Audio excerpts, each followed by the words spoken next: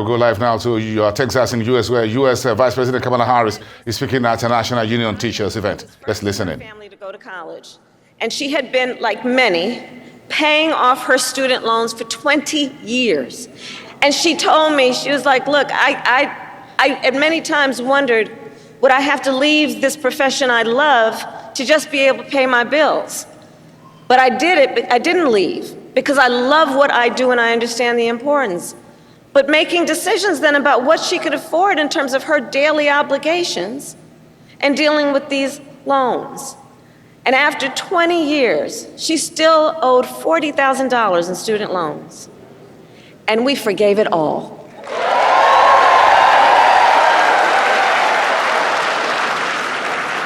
When she learned, she told me, she said, when she learned that her loans had been forgiven, she said, well, me and my children knew our lives had changed and we were just dancing.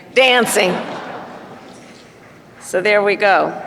But we are clear-eyed as we work to build a brighter future and to move our nation forward. There are those who are really trying to take us backward. And you, I'm sure, have seen their agenda. Project 2025. Randy, can you believe they put that thing in writing? 900 pages in writing. So Project 2025 is a plan to return America to a dark past. Donald Trump and his extreme allies want to take our nation back to failed trickle-down economic policies, back to union busting, back to tax breaks for billionaires. Donald Trump and his allies want to cut Medicare and Social Security, to stop student loan forgiveness for teachers and other public servants. And I say to AFT, they even want to eliminate the Department of Education and end Head Start, which of course would take away preschool from hundreds of thousands of our children. He intends to give tax breaks to billionaires and big corporations and make working families foot the bill. And he intends to end the Affordable Care Act. Now think about that, to take us back to a time when insurance companies had the power to deny people with pre-existing conditions. Remember what that was like? Children with asthma, women who survived breast cancer, grandparents with diabetes. You know, America has tried these failed economic policies before, but we are not going back. We are not going back.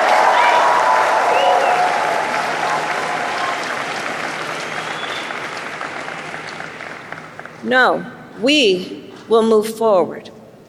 And one of the best ways to keep our nation moving forward is to give workers a voice, to protect the freedom to organize, to defend the freedom to collectively bargain, to end union busting.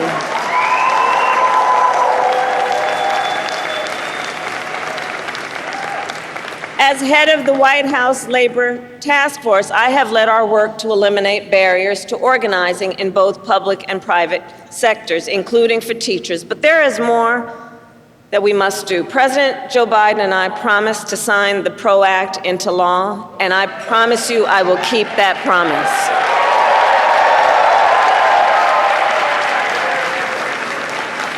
Because when workers join together and demand what is fair, everyone is better off. Understand, and I say this everywhere I go, understand, you may not be a union member, but you should thank unions, and I'm looking to the cameras in the back of the room. Not them, but the people who might be watching. You may not be a union member, but thank unions for the 5-day work week. For the 8-hour workday. Thank unions for sick leave and paid family leave and vacation time.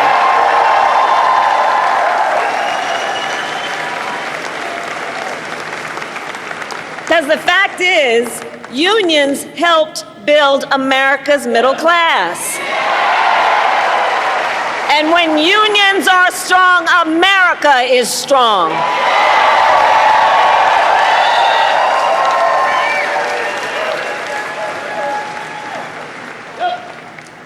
So AFT, ours is a fight for the future, and ours is a fight for freedom.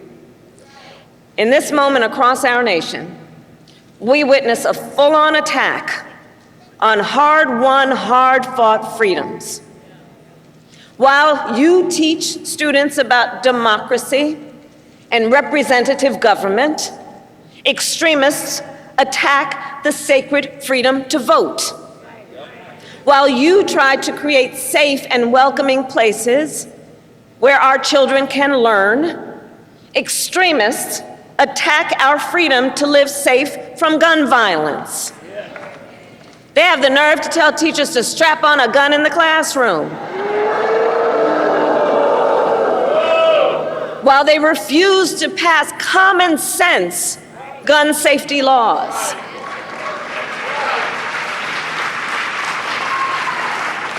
And while you teach students about our nation's past, these extremists attack the freedom to learn and acknowledge our nation's true and full history, including book bans.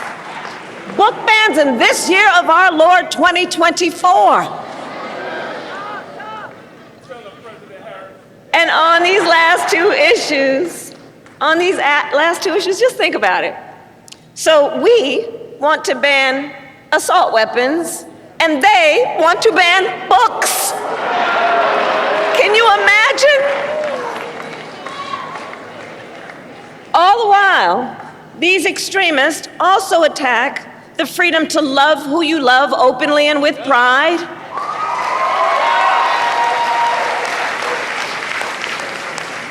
They passed so-called don't say gay laws. Now I have to tell you, so many of you may know, in 2004, on Valentine's Day weekend, I was one of the first elected officials in the country to perform same-sex marriages.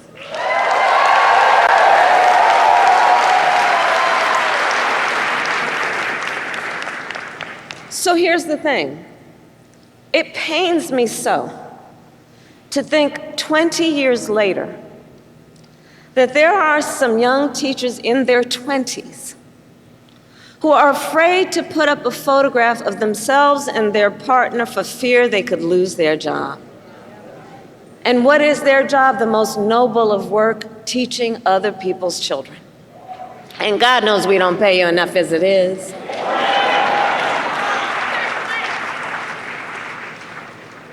In this moment, we are in a fight for our most fundamental freedoms.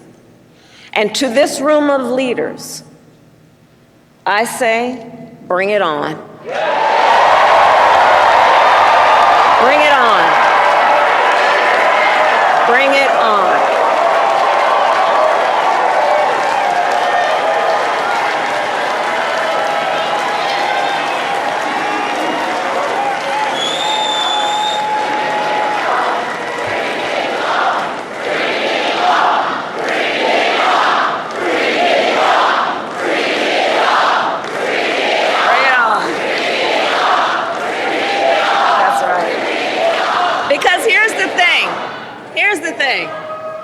Here's the thing.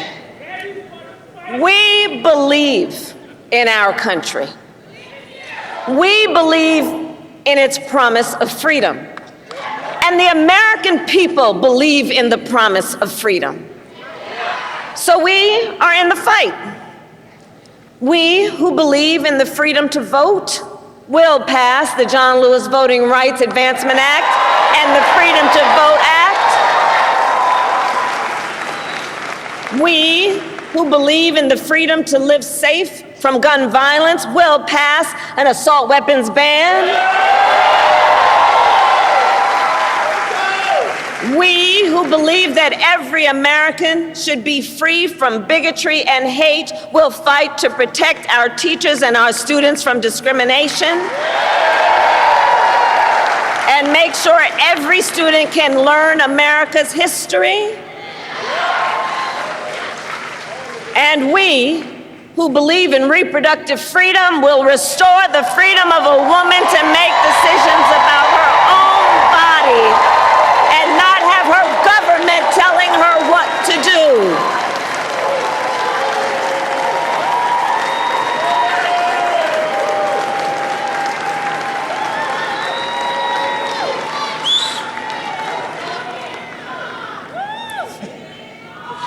So AFT, that's right, bring it on. So ultimately, in this moment, I know we all know, we each in our country face a question. That question being, what kind of country do we want to live in? A country of freedom, compassion, and rule of law, or a country of chaos, fear, and hate? The beauty of our democracy is that we each have the power to answer that question when we vote. And when we vote, we make our voices heard. So today I ask you, AFT, are you ready to make your voices heard? Do we believe in freedom? Do we believe in opportunity? Do we believe in the promise of America? And are we ready to fight for it? And when we fight, we win. God bless you, and God bless the United States of America.